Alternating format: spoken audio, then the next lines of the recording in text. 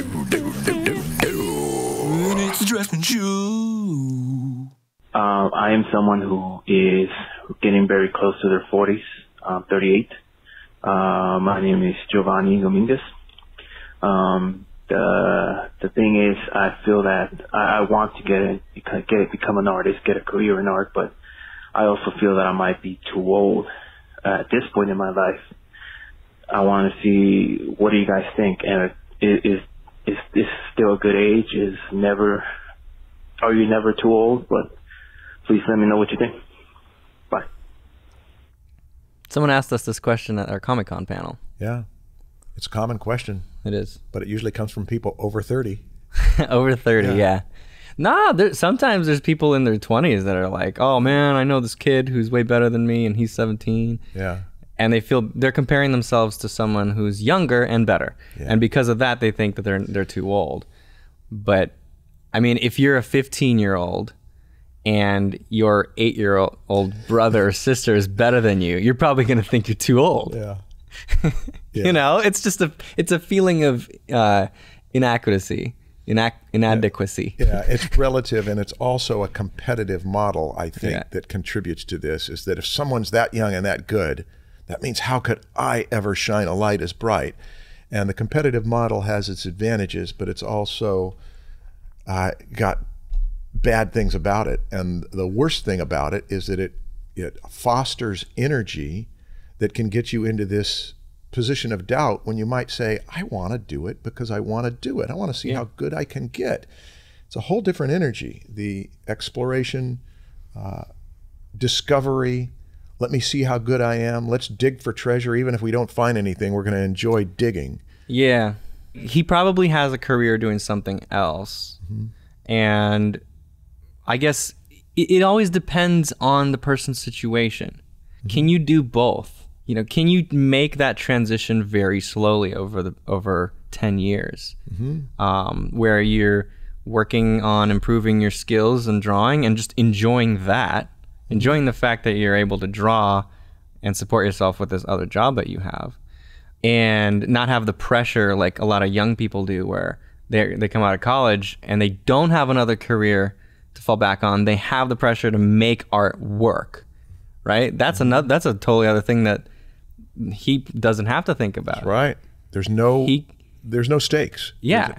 Even if he fails, he still has his job that he can fall back on. Mm-hmm. But just don't expect to just start and switch immediately. Go in slowly, and even if you never really reach that, do it just because you enjoy it, like you said. Mm-hmm. There's another thing here, and you're not being specific, Giovanni, about what kind of artist you want to be. There are some crafts that are much more demanding than others. If you are a person who likes to come up with ideas that make people laugh, the amount of technical challenge to be a good cartoonist is not as much as the amount of technical challenge to be a director of action adventure films. You got extremes of how much one takes. It takes years and years of experience and demand and full-time attention to do one, and the other, it may be something in a matter of 2 or 3 years you can get pretty good at if you feel like it's something that you've got it in you to do. So there's another thing, is what is it that you're trying to do? Take color out of the mix. Take rendering out of the mix. Now you've got something that people tend to call cartoons. You've simplified your discipline. Cartoons have color. Yes, they do. I'm so used to pen and ink cartoons that have no color in them. Oh, that's Shel what Silverstein you mean. Stuff and all the old, the New Yorker things. Like comic strips, black and white comic strips. But yeah, there's a lot of times though when newspaper comic strips, black and white newspaper comic strips. Yeah, Sunday. It's like, yeah, not the Sunday one. And so yeah, there are people who pencil for comics. There's people who ink for comics. There's people who just color for comics. Yeah. So it depends. But like, as far as, are you too old to have a career and you're not even 40 yet? The answer is no, but it depends on you. Yeah. Like, for example, I started getting into it very seriously when I was like 17. And by the time I was like, what, 27, I guess? I was earning enough to support myself And that's basically going from knowing nothing to having a career where I have a house. So that's 10 years.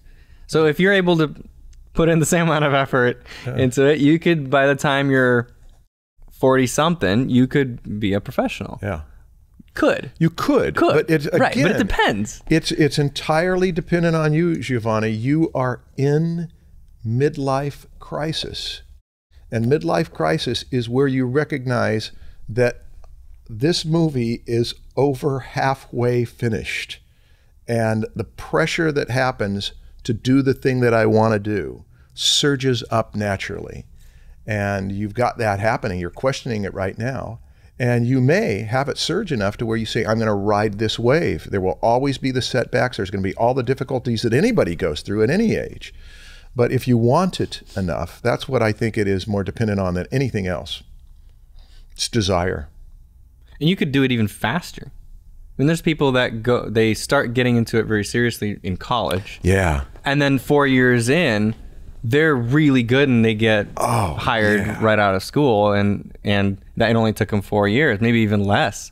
That question, it's like the wrong question. I don't know. I see this in colleges. I've seen it for all of these years. When you get returning students, a particular kind of returning student, this is a student who really, they're at about this age, 30, 40, even 50. And they recognize that they went to school and did not make use of it. And they come in with such a seriousness, I will learn this. And they tend to be smart because they have learned how to learn. That's the most important thing. When you're a kid, when you're a student, when you learn how to learn, everybody else just has to get out of the way because you're going to figure this out. So you've got this awareness that life is finite. You've got this desire, and you can say, I will work smarter and more efficiently than I would have if I was going at this where life stretched on indefinitely in front of me. Just like to pitch The Art of Learning again. Great book. But people have been really positively responsive to The Art of Learning. Yeah, I saw some people actually already read it. Well, it would be nice to be able to tell you, I don't have them on the right at the front of my mind, but many, many stories, biographies of people who do their best work in their second and third and fourth acts of life can be very encouraging. Let me throw one out. Dr. Seuss didn't do his first children's book until he was 37 years old. It was To Think That I Saw It on Mulberry Street. He didn't do his first children's book. What did he do before that? He was an illustrator. He was an editorial illustrator. Okay. But this did not, well, actually it did include some rhymes, I think. Yeah. So he was pretty much doing the same thing, just he didn't do He made a transition. The book. But if you read, there's a biography done, a very kind biography done by two of his friends.